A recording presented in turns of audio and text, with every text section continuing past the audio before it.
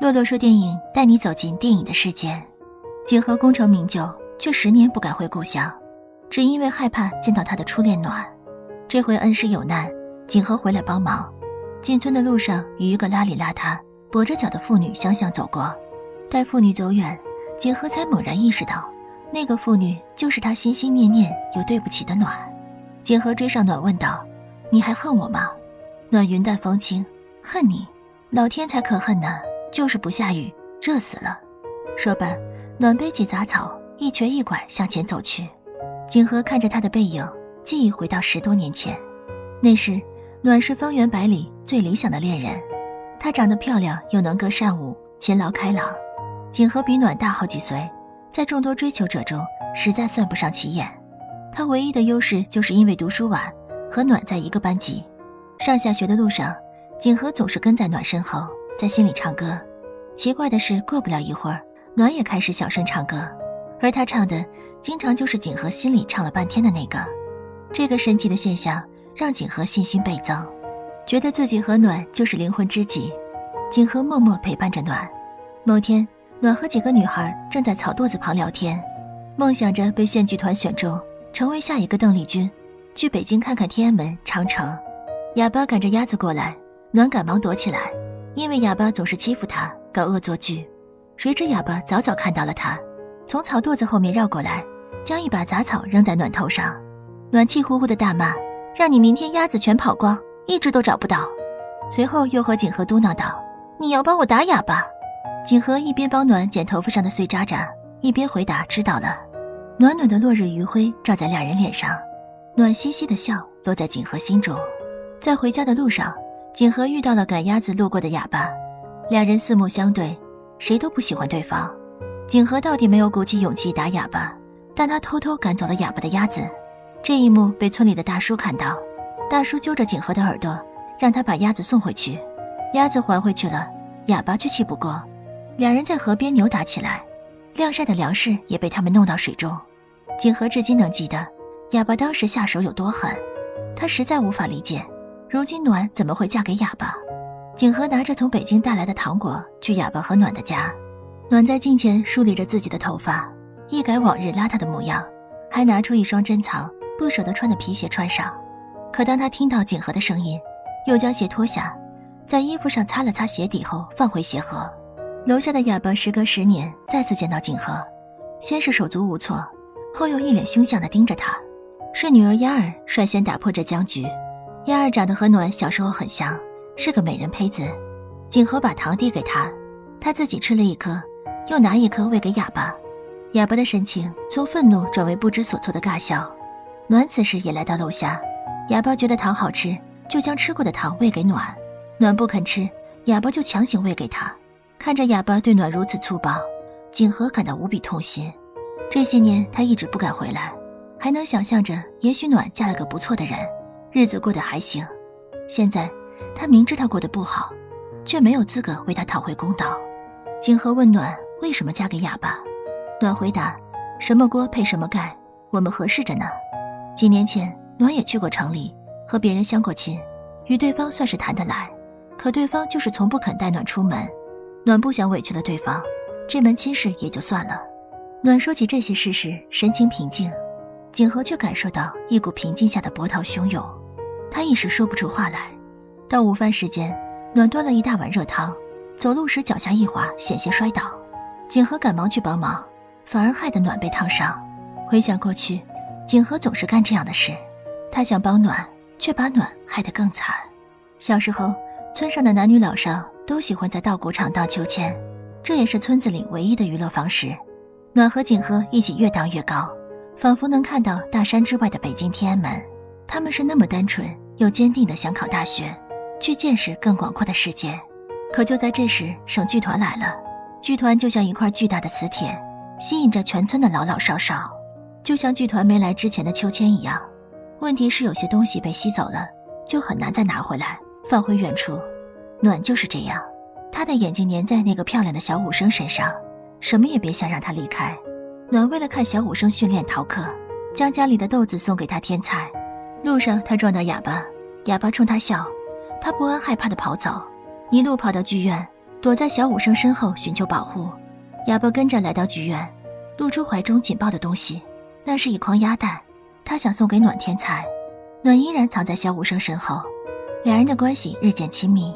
某天，景和在秋千架那里遇到哑巴，哑巴非让他荡起来。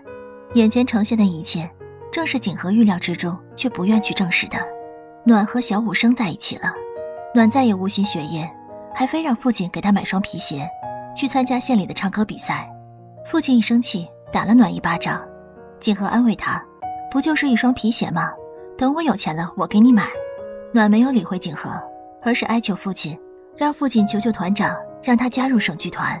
父亲耐不住暖的软磨硬泡，和团长好说歹说，并承诺不要工资，管饭就行。可无论他怎么说，团长只回答，我不能带他走，等我们下次招学员再让你女儿来报名吧。剧团走了，小武生向暖承诺会回来接他。日子一天天过去，小武生却毫无音讯。村子里传出风言风语，人家唱戏的是省城的，怎么会看上咱们？小武生肯定不会来接暖。1年多过去了，暖等不来小武生，就等着省剧团来招生，自己去找他。暖只考省剧团，就连以前梦想的县剧团都看不上，也不管省剧团在他们这里根本没有招生指标。暖总是不高兴，景和就陪着他失恋，陪着他难过。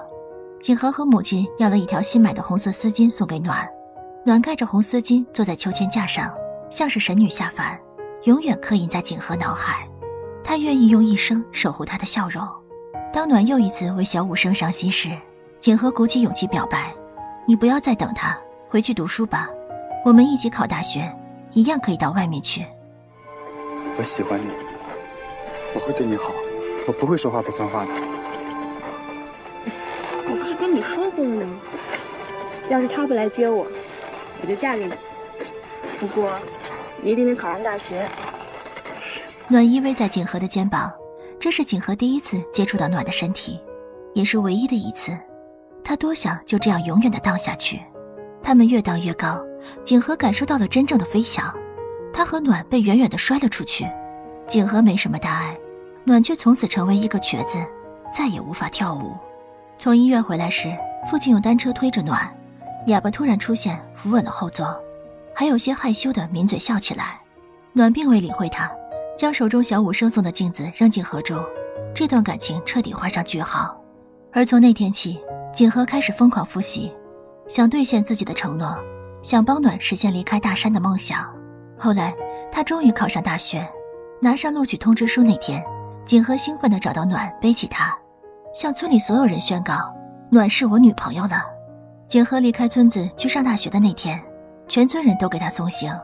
暖在后面看着景和被人簇拥着往前走，再一次明白了什么叫人与人之间的差距。他永远都碰不着他，追不上他。景和回过头来，逆着人群找到暖，坐在景和的自行车后座。暖低下头说道，我配不上你。景和回答，你说过的话要算话，我考上大学我们就在一起，你后悔了吗？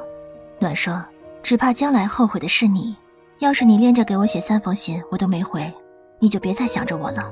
景和回过头沉重的请求，给我回信。于是暖再次重复着充满幻想与等待的生活。不同的是，以前他在等小武生，现在等的是景和。暖腿脚不方便，哑巴就负责替暖取信。有一次，哑巴看到暖将信撕碎扔到河里，再次取到信时，他犹豫片刻，也学着暖的样子将信扔到河里。在学校的景和慢慢习惯了城市的生活，也有了更多他以为重要的东西。那些东西影响着景和对暖的想法，也使他无心顾及暖的等待。后来景和收不到暖的回信，他深知暖是害怕被拒绝，但内心深处却希望着暖真的不再来信，然后他就真的轻松了。景和让暖再一次经历了没有结果的等待。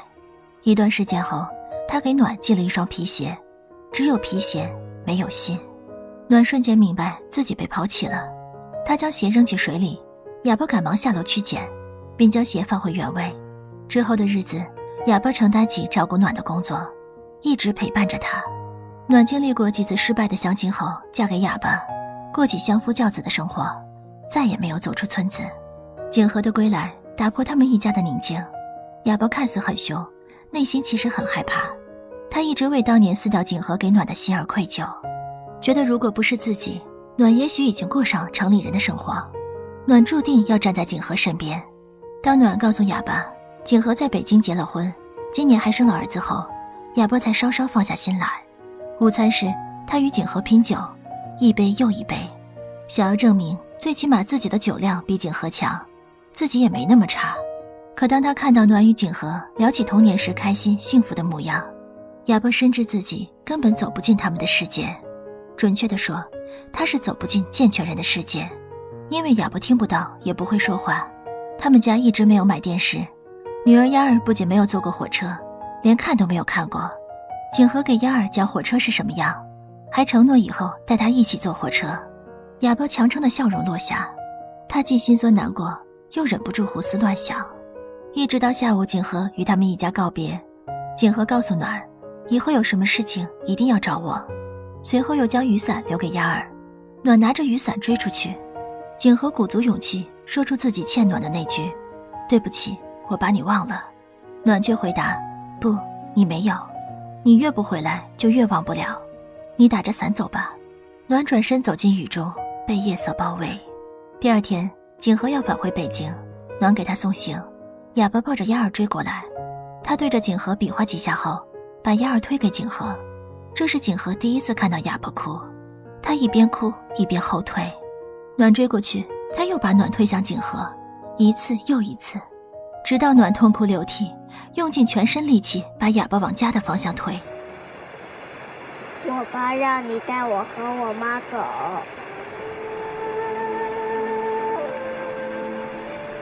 我爸让你带我和我妈走。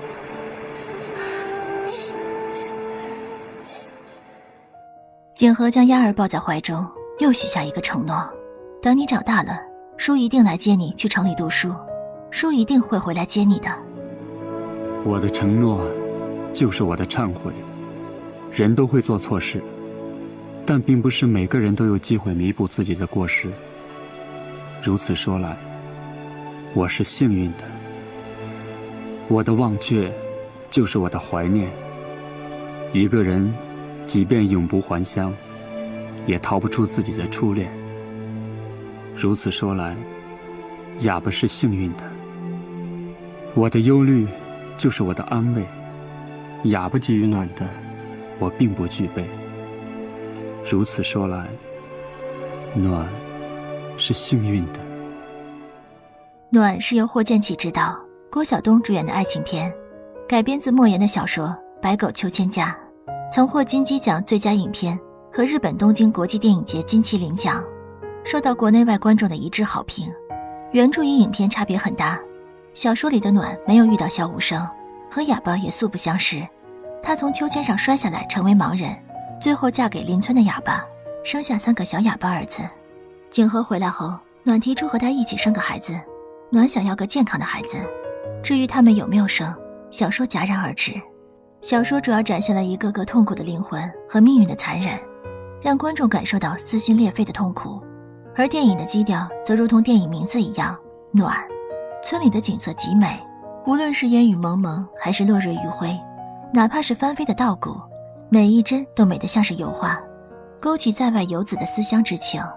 在淡淡的乡愁中，景和回忆着美好的过往，期间又穿插着现实的无奈，让观众感受着淡而绵长的无力。这种感觉虽然没有原著来的刺激，却让人反复回味，触到每个人心底最柔软的地方。这种感觉，洛洛建议大家去看看原片品味。好了，今天就讲到这里。想看更多的电影解读，记得关注获取第一时间更新哦。